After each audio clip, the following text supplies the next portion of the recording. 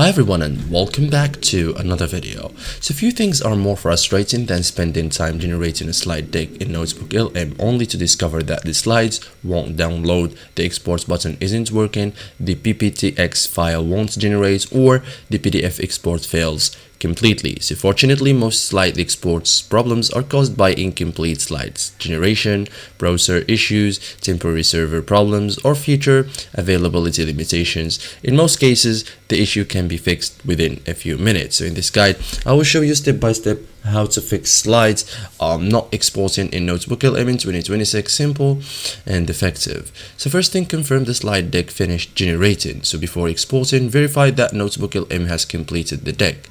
So common signs that generation is still running, like loading indicators, generating like and 3 dots, missing slide previews, disabled download options. So Google notes that slide deck creation may take multiple minutes depending on the notebook. So exports only after generation fully completes. Okay, so refresh the notebook. Like sometimes the exports button becomes unresponsive because of a temporary session issue. Like try to save your work, refresh NotebookLM, reopen the notebook, open the slide deck again.